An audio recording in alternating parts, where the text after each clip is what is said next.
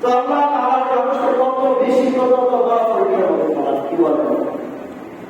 দেখবেন একটা নামাজ পড়ে না, রোজা রাখে না, সমর্থ থাকে সত্ত্বেও ভালো যায় না, দেখবেন তার অবস্থা অনেক ভালো। আর যে 5 ওয়াক্ত নামাজ আদায় করে, হ্যাঁ শরীরে তো সমস্ত হুকুম আকাম করে আদায় করে, তো আল্লাহ রাব্বুল আলামিন ওই মানুষকে কি করবেন। তো আল্লাহ রাব্বুল আলামিন ইব্রাহিম আলাইহিস সালামের উপরে যে পরীক্ষা দিয়েছেন, কিঞ্চিত আলোচনা করব ইনশাআল্লাহ। এবং মুহররমের 9 তারিখ ফজিলত সম্পর্কে ইনশাআল্লাহ কিঞ্চিত আলোচনা করব। যেহেতু সময় কম, এতে আমাদের ঈদের আগে আর কোনো জুমা আমাদের বাকি নেই। এবং কোরবানির সামান্য কিছু জরুরি মাসআলা সম্পর্কে আমরা আলোচনা করব। 3টা পয়েন্ট আমরা আলোচনা করব। একটা হচ্ছে ইব্রাহিমের সেই পরীক্ষা কিভাবে আল্লাহ রাব্বুল আলামিনের মন জয় করেছেন, একটা বা 2 নাম্বার হচ্ছে 9 তারিখের আমল সম্পর্কে, 3 নাম্বার হচ্ছে কিঞ্চিত মাসআলা সম্পর্কে।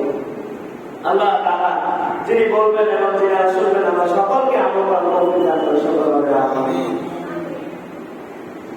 আল্লাহ মেরে দোস্ত, আল্লাহ রাব্বুল আলামিন তিনার একজন বান্দাকে নবী বানিয়ে পাঠিয়েছেন। নবী বানিয়ে পাঠানোর পরে যখন তিনি বিবাহ করেছেন হযরত হাজরা রাদিয়াল্লাহু তাআলা আনহাকে, তিনাদের কোনো সন্তান হয় নাই। সন্তান না হওয়ার কারণে তিনি আল্লাহ রাব্বুল আলামিনের কাছে দোয়া করতেছেন। আল্লাহ দোয়া করতেছেন, এভাবে বয়স হয়ে যাচ্ছে, তিনার বয়স 120 পার হয়ে যাচ্ছে, বিবাহের বয়স হয়ে গেছে 80 প্লাস 90 প্লাস, তাদের সন্তান হয় না। আল্লাহ রাসূল সাল্লাল্লাহু আলাইহি ওয়াসাল্লামের কাছে আল্লাহ রাব্বুল আলামিন ওই পাঠিয়ে বলে দিয়েছেন, জানিয়ে দিয়েছেন। ইব্রাহিম আলাইহিস সালাম দোয়া করতেছেন, রব্বি হাবলি মিনাস সালিহিন, রব্বি হাবলি মিনাস সালিহিন। ও আল্লাহ, আপনি আমাকে একজন নেককার সন্তান দান করেন। কি সন্তান দান করেন বলেন? নেককার সন্তান দান করেন। এজন্য মানুষের যদি কোনো সন্তান না হয়, বেশি বেশি দোয়া করেন, আল্লাহ আপনি যদি আমাকে সন্তান দেন তাহলে নেক সন্তান দেন। সন্তান দেন বলেন? নেক সন্তান দান করেন। বয়স হয়ে যাচ্ছে অনেক বেশি, 120 প্লাস হয়ে যাচ্ছে বয়স। হাজরা বলে, আপনি এখনো কি দোয়া করতেছেন? বয়স আপনার এই পর্যন্ত চলে গেছে, আমাদের মধ্যে পার্থক্য চলে আসছে, এখনো কি আল্লাহ রাব্বুল আলামিন আমাদেরকে সন্তান দিবে কি দিবে না? কিন্তু কি ভাবি দিনার ওই খলিল ইব্রাহিম বলেন, আমরা আল্লাহ রাব্বুল আলামিন আমার যেখানে চেষ্টা শেষ হয়ে যাবে, আমার যেখানে চেষ্টা করতে করতে যেখানে শেষ হয়ে যাবে, ওখান থেকে আল্লাহ রাব্বুল আলামিনের ইহসানের দয়া শুরু হবে। যেখানে আমার চেষ্টা শেষ, ওখান থেকে আল্লাহর ইহসান শুরু। 120 বছর বয়স যখন হয়ে যায়, এই বৃদ্ধ বয়সে যতদিনের সময় আল্লাহ রাব্বুল আলামিন হাজরা রাদিয়াল্লাহু তাআলা আনহার ঘরের মধ্যে সন্তান দিয়ে দেন। ফাবাশশারনা বিগুলামিন আলীম, রব্বি হাবলি মিনাস সালিহিন, ফাবাশশারনা বিগুলামিন আলীম। আল্লাহু আকবার। ইনাদের ঘরের মধ্যে আল্লাহ রাব্বুল আলামিন কি সন্তান দিয়ে দিয়েছেন? একটা সন্তান দিয়ে দেন। ইনাদের সঙ্গে জগতের মধ্যে যখন সন্তান চলে আসে, সন্তান চলে আসার পরে শিশু বয়সে আমি আমরা আলোচনা করেছিলাম সম্পর্কে। শিশু বয়স থেকে আল্লাহ রাব্বুল আলামিন কি করতেছেন? পরীক্ষা শুরু করতেছেন। ওদিকে আরেক বান্দা যে যখন কুয়ার পানি কোথায় থেকে আসলো, ইসমাইলের পায়ের কাছ থেকে কি আসলো? যখন কুয়ার পানি আসলো, পরীক্ষা শুরু হয়ে গেল। যখন হযরত ইব্রাহিম আলাইহিস সালামের সন্তান ইসমাইলের বয়স যখন 10 থেকে 11 বছর হয়ে যায়, কোন আয়াতের মধ্যে আসছে 11 বছর, কোন আয়াতের মধ্যে আসছে 13 বছর, কোন আয়াতের মধ্যে আসছে 9 থেকে 10 বছর। আচ্ছা যাই হোক, যখন সন্তান করে 10 বছর হয়ে যায়, 11 বছর হয়ে যায়, তখন বাবার সাথে ইমতিহান দেওয়া হয়। বাবা যেখানে যায়, ছেলেও বাবার সাথে সাথে যায়। তখন বাবার ছেলের মধ্যে মহাব্বত আর ভালোবাসা অনেক বেড়ে যায়। যখন হযরত ইব্রাহিম আলাইহিস সালামের তার কলিজার টুকরা সন্তান ইসমাইলের বয়স যখন 10 বছর হয়ে যায়, মহাব্বত আর ভালোবাসা যখন হাবুডুবু খাচ্ছে, তখন আল্লাহ রাব্বুল আলামিন ইব্রাহিমকে স্বপ্নে দেখায় দিলেন, ও আমার খলিল, তুমি তোমার প্রিয় বস্তুকে কুরবানি করে দাও।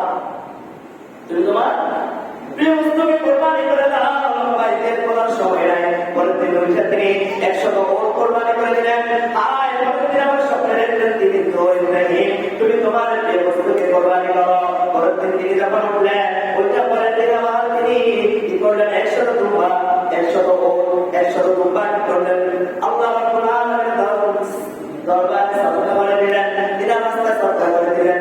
কিন্তু পরের দিন দ্বিতীয় দিন আবার একই সময় স্বপ্নে দেখা গেছে, ইব্রাহিম তুমি তোমার প্রিয় বস্তুকে কোরবানি করো।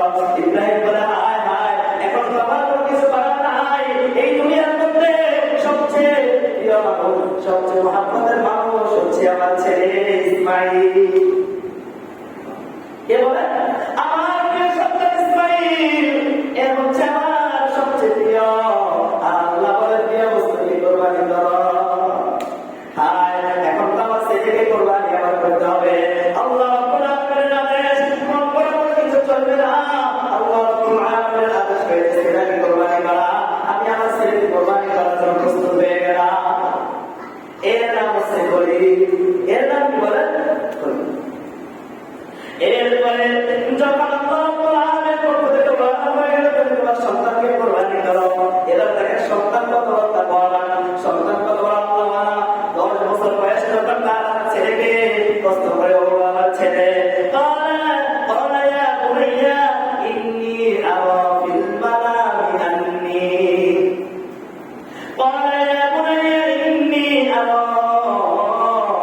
ও আমার সন্তান, তোমাকে আল্লাহ রাব্বুল আলামিন বলেছেন তোমাকে কি করতে, ইন্নী আল্লাহুকা ফাকুল মাতা, তোমাকে জবাই করে দিতে, আল্লাহ রাব্বুল আলামিনের রাস্তায় কুরবানি করতে। কাকে বলে? ছেলেকে বলে। কে বলে? বাবা বলে। কে বলে? বাবা তার আমলে এত 120 বছর পরে যে সন্তান আল্লাহ তাআলা দিয়েছেন, ওই ছেলেকে বলতেছে তোমাকে আমার আল্লাহ বলেছেন তার রাস্তায় কুরবানি করতে। আমি আল্লাহকে বান্দু মালা দাও, তোমাকে কুরবানির কথা বলেছি আমার আল্লাহ।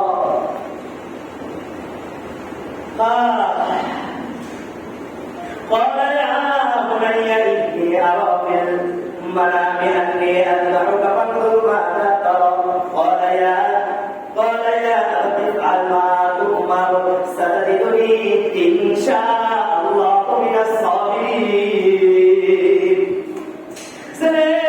কোন জিনিস পছন্দ না করে যদি আমার আল্লাহ রাব্বুল আলামিন বলে যে তাকে তিন রাস্তায় আমাকে কুরবানি দিতে, তবে ইনশাআল্লাহ আল্লাহ চাহে তো আমি কুরবানির জন্য প্রস্তুত। মিনাস সাবিরিন, আমাকে আপনি সবরকারীদের মধ্যে থেকে পেয়ে যাবেন। যারা সবর করে তাদের মধ্যে থেকে আপনি আমাকে পেয়ে যাবেন। আমি সবর করতে পারি, ধৈর্যশীলের মধ্যে আমাকে আপনি পেয়ে যাবেন। আল্লাহ রাব্বুল আলামিনের আদেশে আমি রাজি। فلما أسلما وتله للجبين الله أكبر كبيرا سيدنا হয়ে গেলেন। এবার ইব্রাহিম তার সেই ইসমাইলকে নিয়ে চলে যায়। কোথায় চলে যায়? জবাব করার জন্য। দেখেন, আমার একটা সন্তান আমার কি পরিমাণ করলো, আমার একটা সন্তান আমার কি পরিমাণ ভালোবাসা। আল্লাহু আকবার। 2 দিন আগে যে ঘটনা ঘটেছিল উত্তরা, 10 নম্বরের বাকি বলেন, মিরপুর 10 নম্বরের ঘটনা ঘটেছে। রাইসাকে যেমন ভাবে হত্যা করেছে, দর্শন করেছে, দর্শন করার পরে তার বাবা কি বলেছে, রাইসা আমার একটা বিচ্ছিন্ন। রাইসা কি বলে? রাইসা আমার একটা বিচ্ছিন্ন, সে এখন চলে গেছে, আমার এখন কি হবে? এই বাংলাদেশের মধ্যে এখন পর্যন্ত কোন একটা দর্শনের বিচার হয়েছে কি হয় না? কোন এক দর্শনের বিচার হয় নাই। যত পরিমাণ দর্শন, যে দর্শন করে হত্যা করে, হত্যা করার পরে যখন সাধারণ জনগণ তাকে রুখে দেওয়ার জন্য যায়, সাধারণ জনগণকে হত্যা করা হয়, পুলিশ তাদেরকে বাহিনী তাদেরকে হত্যা করে, আর যে দর্শন করে তাকে সেফটি দেয়। ওই দিন যদি আজকে হত্যার যদি বিচার হইতো, তাইলে আজ পর্যন্ত রাইসাকে হত্যা করা সেই সুযোগ এই বদমাশ পাইত না। একজন দর্শনের বিচার যদি বাংলার জমিনে সর্বাধিকারের মধ্যে হইত, তাহলে আজ পর্যন্ত দর্শন করার মধ্যে সহজ পাইত না। কেন? আমি আমার এই বয়সে আমি অনেকগুলো শাসক দেখেছি। কোন শাসকই আমাদের সেই দাঁড়িয়ে তারা মানতে প্রস্তুত নয়। গতকালকে দেখেছি বর্তমান সরকার তারেক রহমান গিয়েছে তার বাড়িতে, 24 আমাদেরকে একটা জিনিস দেখাইছে। 24-এর আগে তার গণভবনে নিত, গণভবনে নিয়ে তাকে সৌভাগ্য পরিবারকে কৃতিত্ব করেন, সান্ত্বনা দিত। 24-এর পরবর্তী অবস্থা আমাদেরকে এখন দেখিয়েছে প্রধানমন্ত্রীকে বাসায় গিয়ে তারপরে সকলকে সান্ত্বনা দিয়ে আসে। তবে তারেক রহমান যদি এখন করেছে, তার বাবাকে তার মাকে সান্ত্বনা দিয়ে বলেছে আমরা এটা সুস্থ তদন্ত করে কি করবো, বিচারে আওতায় আনবো, অতি দ্রুতের মধ্যে আমরা কি করবো, বিচার করবো। আচ্ছা বলেন তদন্ত কি আছে? যেখানে খুনি তার ঘরের মধ্যে খুনি পাওয়া গেছে, খুন তার মেয়েকে পাওয়া গেছে এবং সে স্বীকার করেছে আমি খুন করেছি, তাইলে এখানে তদন্তের কি আছে? বিনা তদন্তে তাকে ফাঁসির কাছে ঝোলানো হচ্ছে বর্তমান প্রধানমন্ত্রী বিশেষ বড় আপনি কারণ দিচ্ছেন, আমরা এটা সুফল আপনার তাকে সুখিয়ে জানাই, আপনি খান করে করতেছেন সুফল আলহামদুলিল্লাহ আপনি করেন, তবে এর থেকে বড় দায়িত্ব হচ্ছে একজন বাবাকে তার বাবার কোলে সুন্দরভাবে স্বাধীনভাবে থাকার সেই ব্যবস্থা করে দেওয়া। কথা বলেছেন একজন বাবা তার মেয়েকে নিয়ে সুন্দরভাবে স্বাধীনভাবে অবস্থান করা, জীবিত থাকার সেই ব্যবস্থা, এটা আপনার নিরাপত্তা দেন। খাল খনন থেকে এটা হচ্ছে বড় উপরে দায়িত্ব। আল্লাহ তাআলা আমাদেরকে বুঝার জন্য তৌফিক দিন। বাবা কাঁদতেছে আর বলতেছে সে তো আমার হৃদপিণ্ড, আর সেখানে ইব্রাহিম তার ছেলেকে সরাসরি নিয়ে গেছে কোথায় বলেন? হাজারার কাছ থেকে বিদায় করে যখন নিয়ে যায়, হাজারার অবস্থা যখন বাবা তার ছেলেকে নিয়ে যাচ্ছে, প্রতিমধ্যে শয়তান দোকানে চেরা হবে, শয়তানে গানে লাগা রাহবে, শয়তানে গানে লাগা সবা করনা বাপ তুঝকো রে চলা। ওগো ইসমাইল তুমি কোথায় যাচ্ছ, তুমি কোথায় যাচ্ছ জানো কি? তোমার বাবা তোমাকে জবাই করার জন্য নিয়ে যায়। ইব্রাহিম বলে, ইসমাইল বলে তোমার কথা আমি শুনি না, যদি কোনোদিন ছেলে তার বাবাকে জবাই করতে পারে, বাবা তার ছেলেকে কি জবাই করতে পারে? তবে এখানে আল্লাহ তাআলার নামের মধ্যে সন্তুষ্ট, কোনো কষ্ট না। এবার হাদিসের মধ্যে আসে তুমি ওই শয়তানকে কি করো? পাথর নিক্ষেপ করো। এক জায়গায় ধোকা দিয়েছে পাথর নিক্ষেপ করো, দ্বিতীয় জায়গায় ধোকা দিয়েছে পাথর নিক্ষেপ করো, তৃতীয় জায়গায় ধোকা দিয়েছে পাথর নিক্ষেপ করো। ওই ইব্রাহিম আর ইসমাইলের ঘটনাকে আজ পর্যন্ত সকল হাদিসের জন্য হযরতটা বর্ণনা করে দিয়েছেন। যখন মিলাদ ময়দানে যাবা সেখানে গিয়ে তুমি পাথর নিক্ষেপ করতে হবে। যদি তুমি হাজি করে পাথর নিক্ষেপ না করে বাবা, তাহলে তুমি হাজি বলে বলে গণ্য করা হবে না। তখনকার ইব্রাহিম আর ইসমাইলের ঘটনা আজ পর্যন্ত আমাদের কাছে দৃশ্যমান। তুমি মন কর্মার ছাড়া তোমার ঘরে কি হবে না? হজ আদায় নিয়ে গেল। হাদিসের মধ্যে অঙ্গলায়নের মধ্যে তাফসীরের মধ্যে আসে, এবার ইসমাইল তার বাবাকে বলে বাবা আমার পক্ষ থেকে তোমার কাছে তিনটা শর্ত আছে। এক নম্বর শর্ত, তুমি আমার যখন জবাই করবা তখন আমার পা গুলি তোমার হাতগুলো দিয়ে বেঁধে দিবা। দুই নম্বর শর্ত সময় কম। দুই নম্বর শর্ত হচ্ছে আমার মুখটাকে তুমি একটু সুন্দরভাবে আমার মুখটাকে নির্ভর কাপড় দিয়ে বেঁধে দিবা। দুই নম্বর শর্ত হচ্ছে আমার মুখটাকে তুমি কাপড় দিয়ে বেঁধে দিবা, কারণ হচ্ছে তোমার বৃদ্ধ বয়সে আমি তোমার কাছে আসছি। আর আমার চেহারা থেকে তাকায় যদি আল্লাহ রাব্বুল আলামিনের কথাকে হুকুমকে লঙ্ঘন করা হয়, তাইলে তুমি এটা পেতে দেবো না, মানে তুমি হচ্ছে তোমার কি করো, তুমি কাপড় দিয়ে দাও। তিন নম্বর শর্ত হচ্ছে বাবা তুমি যখন আপনাকে জবাই করবা তখন এই কথাকে আমার আপনাদের মায়ের আপনাকে বলবে না। আল্লাহ রাব্বুল আলামিন তিনাকে হুকুম দিলেন আমার রাস্তায় তোমার ছেলেকে কোরবানি করতে, কোরবানির জন্য প্রস্তুত হয়ে গেলেন।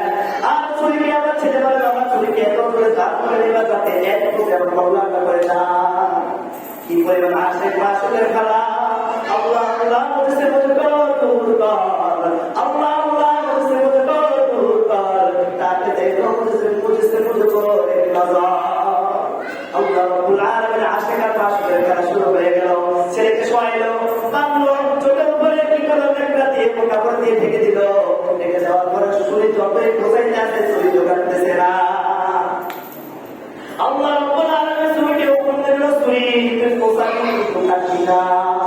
পুরা আসমানের ফেরেশতারা হায় কি হচ্ছে আল্লাহ কি ঘটনা ঘটাইতেছেন আমরা কিছু বুঝতেছি না। আল্লাহ রাব্বুল আলামিন তোমরা আমার আশেক মাসুলের কালাম বলেন আমার বন্ধুর কথা তোমরা কি হচ্ছে তোমরা বুঝবা না। তুমি দ্রুত চাকরা থেকে একটা লম্বা রাস্তা নিয়ে যাও, গিয়ে ইসমাইল সরায়া ওই ছুরির নিচে তোমাকে সরায়া দাও।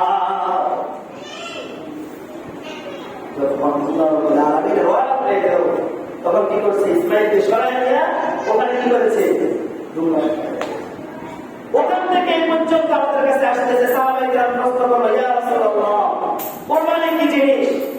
তিরমিজি শরীফের মধ্যে আসছে কুরবানি কি জিনিস? আল্লাহ রাসূল বলেন, কুরবানি হচ্ছে ইসমাইল ইব্রাহিম আলাইহিস সালামের সুন্নাহ। ইব্রাহিম আলাইহিস সালামের কি বলেন? সুন্নাহ। এই পর্যন্ত আমরা ইব্রাহিমের আমাদের আদি পিতা হযরত ইব্রাহিম আলাইহিস সালামের সুন্নাহ। মেরে ভাই, সেখান থেকে আসছে কুরবানির ইতিহাস। এরপরে আসেন মিনার ময়দানে যখন হাজি সপ্তাহ চলে যায়, মুহররমের 9 তারিখ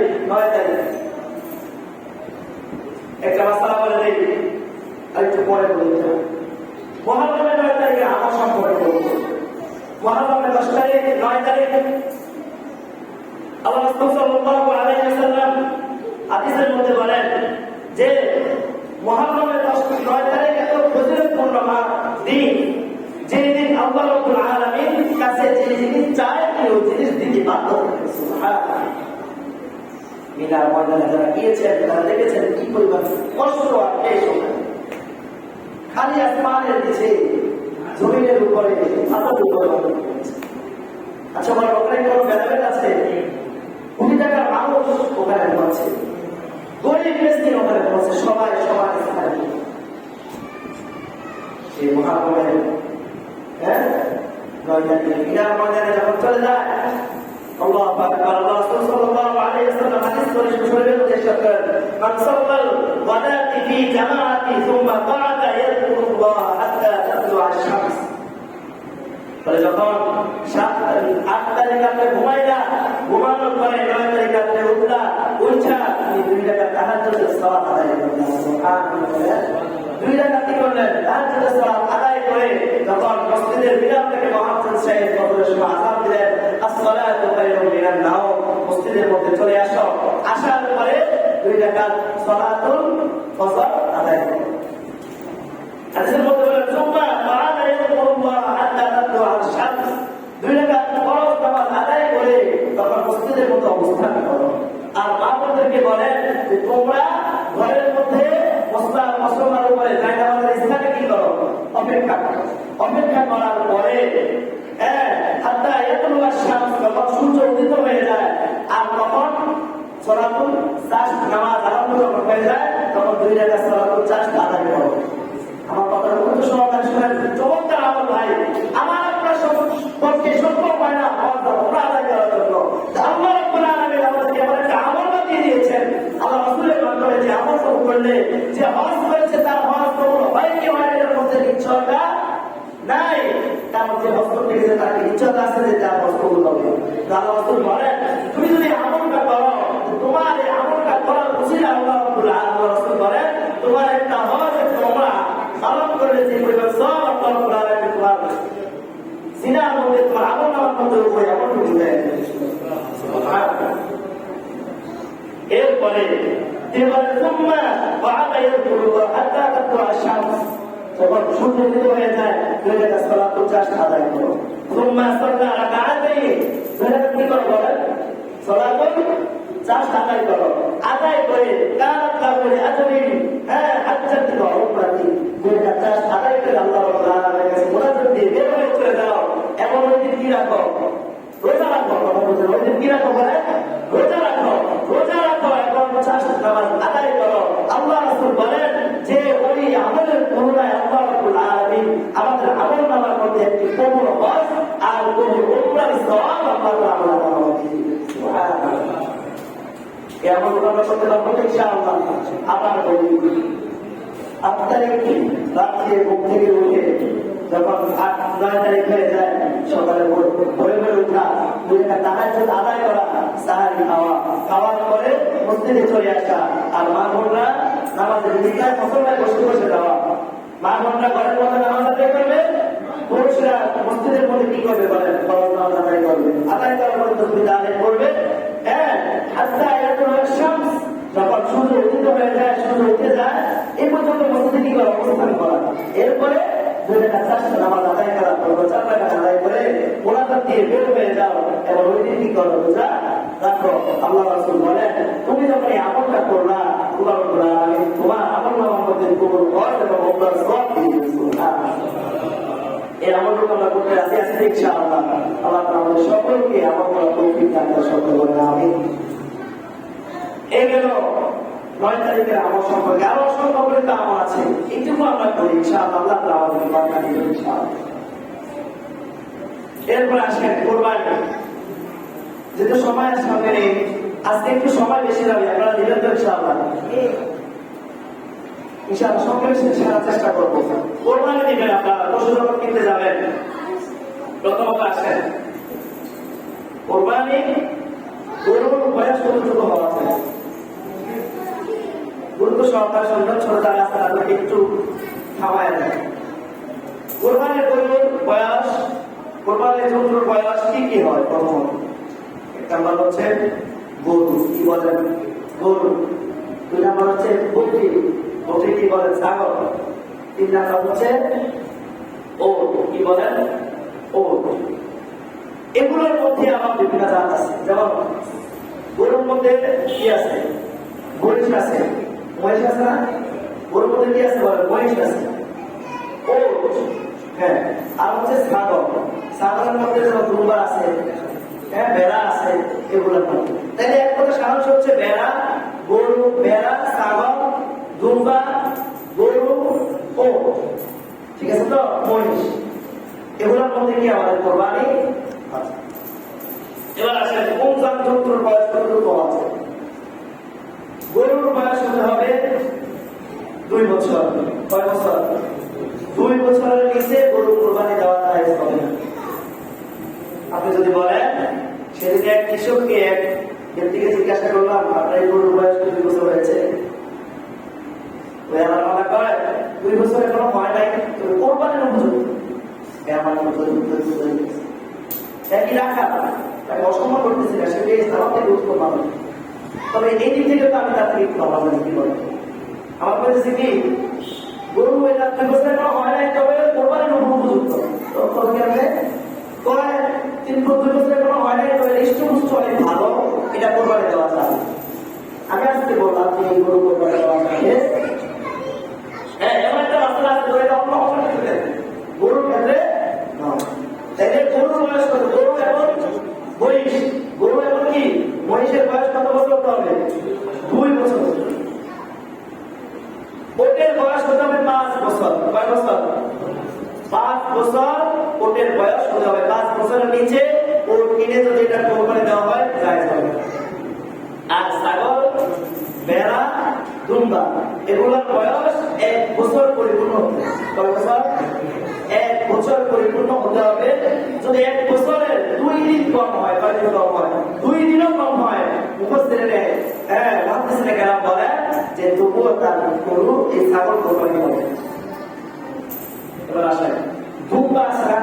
দুম্বা যদি এরকম কিন্তু দুম্বা যারা চলতে গেছেন, আমরা তো আপনার বড় দেখলাম, চলতে গেছে তারা দেখছেন দুম্বা বলে স্বাভাবিকভাবে ছাগল একটু সুস্থ পাবো, তাই না? তো উঁচা লম্বা পায়। দুম্বার বেলায় আসছে যে যদি সে তার 1 বছর পরিপূর্ণ হয় নাই, কিছু কম আছে, তবে তার অবস্থান 1 বছর থেকেও বেশি। কিছু মানুষ আছে না, তার বয়স বেশি, কিন্তু দেখা যাচ্ছে 30 বছর বয়স, এরকম হয় না? দুম্বা যদি এরকম হয়, তাহলে 1 বছর আগে তাকে কোরবানি দেওয়া যাবে। 1 বছর যার দিকে দেখলে বোঝা যায় যে 1 বছর অনেক বেশি বয়স, তাহলে তাকে কোরবানি দেওয়া যাবে। বুঝে আসছে তো? তাহলে আমাদের এখন বয়স এই প্রকৃতির মানুষগুলো, এই প্রকৃতির জন্তুকে আমরা কোরবানি দিব ইনশাআল্লাহ। হ্যাঁ, এবার কোরবানি কাদের উপর ওয়াজিব? সহজ ভাষা হচ্ছে যাদের উপরে যাকাত ওয়াজিব তাদের উপর কোরবানি ওয়াজিব।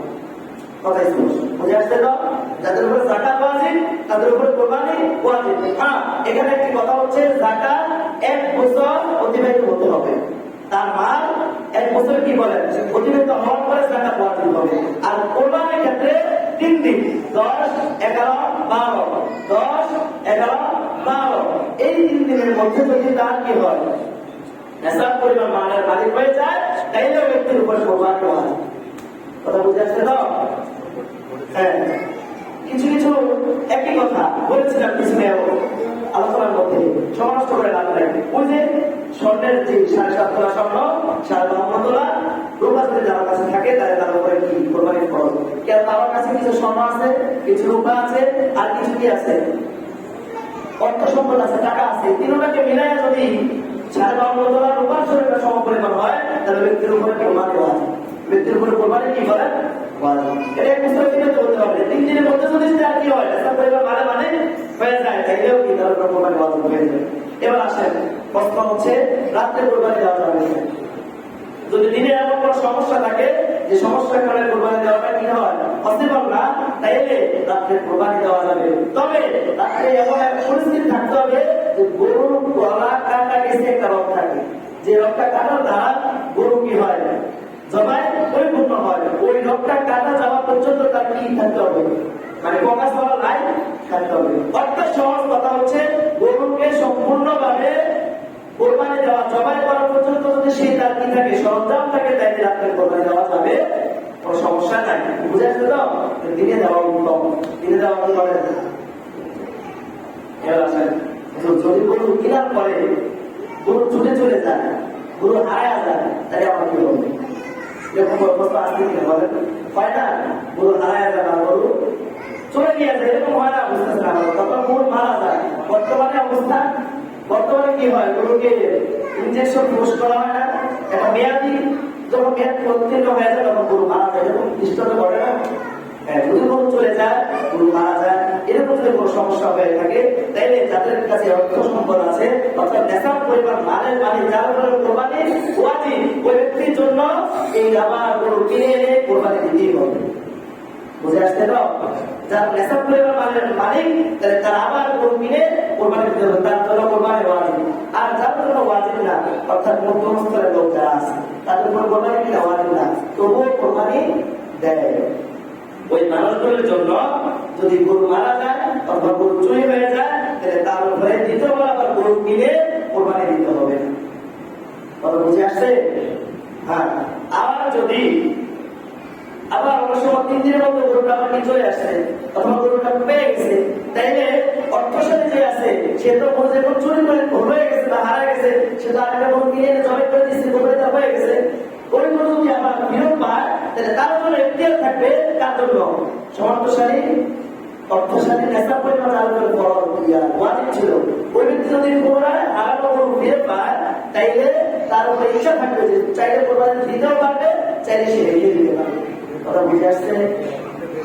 আর যার উপরে ওয়াজিব ছিল না সে গরু কিনে নিয়ম করে ওয়াজিব করে নিয়েছে, আর সে গরু হারানোর পরে 3 দিনের মধ্যে আবার পেয়ে গিয়েছে, ওই ব্যক্তির জন্য ওয়াজিব হয়ে যাবে যে গরুকে কোরবানি দিতে হবে। কারণ হচ্ছে তার উপরে ওয়াজিব ছিল না, সে নিয়ম করেছে যে আমি কোরবানি দিব, গরু কিনেও ফেলেছে, তাই ব্যক্তির জন্য সে নিজের ওয়াজিব নিজে টেনে এনেছে, তাই তার উপরে গরুকে কোরবানি দেওয়া কি ওয়াজিব। বুঝে আসছে তো? গরু কোরবানির কিছু শব্দ আছে সই হওয়ার জন্য, 4টা শব্দ আমি বলবো, সময় যেহেতু অল্প সময় শেষ। 1 নম্বর হচ্ছে নিয়ম শুদ্ধ থাকতে হবে। 1 নম্বর কি বলেন? নিয়ম শুদ্ধ থাকতে হবে, ইখলাস থাকতে হবে। কারণ আল্লাহ রাব্বুল আলামিন তার কোরআনের মধ্যে বলেন লা ইয়ানামুল্লাহু লুহুমুহা ওয়ালা দিমাউহা ওয়ালাকিন ইয়ানামুহু তাকওয়া মিনকুম। এই আমার বান্দা, আমার কাছে এই গরুর রক্ত আসে, আমার কাছে গরুর কোন বস্তু আমার কাছে আসে না। হ্যাঁ, কি আসে? একমাত্র তোমার তাকওয়া আমার কাছে। তোমার কি বলেন? তাকওয়া আমার কাছে আসে। তুমি 2 লক্ষ 3 লক্ষ টাকার গরু দিয়ে কোরবানি করেছো, তবে তোমার তাকওয়া নাই, নিয়ত সহি নাই। তবে যে ব্যক্তি গরিব সে একটা বকরি দিয়েছেন 10,000 টাকা দামের, 8,000 টাকা দামের একটা বকরি দিয়েছে, কিন্তু তার নিয়ত সহি ছিল, তার তাকওয়া ছিল, তার কোরবানিটা আমার কাছে অনেক উত্তম। তোমার এই 3 লক্ষ টাকা গরু কোরবানি। এর 1 নম্বর কি বলেন? নিয়ত সহি করা। 2 নম্বর হচ্ছে হালাল টাকা। কোরবানি সহি করার জন্য 2 নম্বর কি বলেন? হালাল টাকা হতে হবে। হারাম টাকা দিয়ে কি করা যাবে না, কোরবানি দেওয়া যাবে না। ব্যাখ্যা করলাম না। 3 নম্বর হচ্ছে শরীয়ত মোতাবেক করা। শরীয়তের ব্যান্ডিং এর বাইরে গিয়ে আপনি মন মতো কোরবানি করবেন না, এটা হবে। দেখবেন কিছু মানুষ আছে হুজুর যখন কোরবানি দেয়, গরু জবাই করতে যায়, তখন হুজুর কি করে? হুজুরকে 2 বলতে দেওয়ার সাথে সাথে কিছু পয়সা কাটিয়ে থাকে না সাথে চলে যান, সমস্যা আমি করতেছি। তো এবার গরুর ভিতরে ছুটি এরকম করে বুঝা দেয়, এরকম হয় না? এটা করবেন। পর্যন্ত গরুর যে রক কাটা দ্বারা কি হয়, গরুর জবাই হয়, ওই রক কাটা পর্যন্ত হুজুরকে কি করবেন, সুযোগ দিবেন। যে জবাই করে তাকে সুযোগ দিবেন, এর আগে কি করেন না, তাকে সরাই দিবেন না। সরাই দিয়ে ওনার মধ্যে ছুরি দিয়ে কি করবেন, আঘাত করিয়েন না। এটা করা যাবে না। যদি এটা করতে চান তাহলে আপনি শরীয়তের বাইরে চলে গেলেন। তাই যে শরীয়তের মোতাবেক কি করা, কোরবানি করা। 4 নম্বর হচ্ছে রিয়া মুক্ত কোরবানি। হিংসা, রিয়া, অমুককে 3 লক্ষ টাকা দিচ্ছে, আমি 5 লক্ষ টাকা দিব, এরকম হয় না? অমুক জায়গার অমুক মন্ত্রী, অমুক চেয়ারম্যান বা অমুক গণপ্রশে এত লাখ টাকা দিচ্ছে, আমি তো তার থেকে কম রাখি, আমি ঠিকও কি বেশি দিব না। রিয়া মুক্ত কি করতে হবে, কোরবানি দিতে হবে। আল্লাহ তাআলা আমাদেরকে এই অল্প সংখ্যক কথাগুলোর মধ্যে আমল করার তৌফিক দান করেন।